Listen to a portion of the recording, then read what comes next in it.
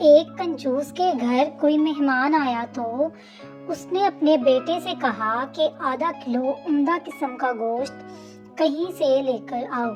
بیٹا بازار گیا اور خاصی دیر بعد خالی ہاتھ گھر لوٹ آیا۔ کنجوس باپ نے پوچھا، گوشت کہاں ہے؟ بیٹا بولا، ابا جان، میں کسائی کے پاس گیا اور اسے کہا کہ جو سب سے عمدہ گوشت تمہارے پاس ہے وہ آدھا کلو دے دو۔ کسائی نے کہا، بے فکر رہو، میں تمہیں ایسا گوشت دوں گا کہ گویا مکھن ہو۔ میں نے سوچا اگر ایسا ہی ہے تو مکھن ہی لے لیتا ہوں۔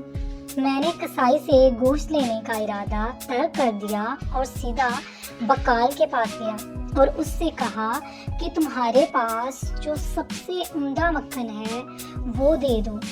بقال نے کہا، بے فکر رہو، میں تمہیں ایسا مکھن دوں گا کہ شہد ہو۔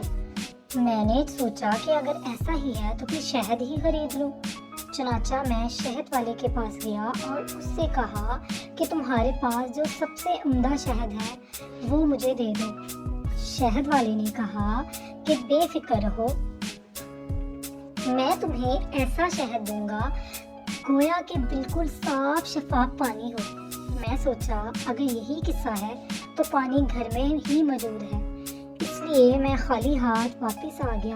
کنجوس باپ نے کہا، واہ بیٹا، یہ تو تم نے بہت عقل مندی سے کام لیا، مگر ایک نقصان پھر بھی کر دیا۔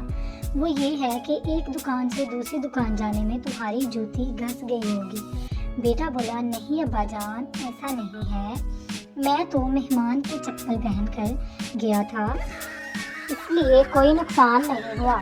بیچارہ مہمان جو بڑی دیر سے کھانے کے انتظار میں بیٹھا ہوا تھا فوراً اٹھا اور اپنی منزل کو روانہ ہو گیا کہ کہیں دوسرے وقت کے کھانے کے انتظار کے لیے مزید تکلیف نہ برداشت کرنا پڑے۔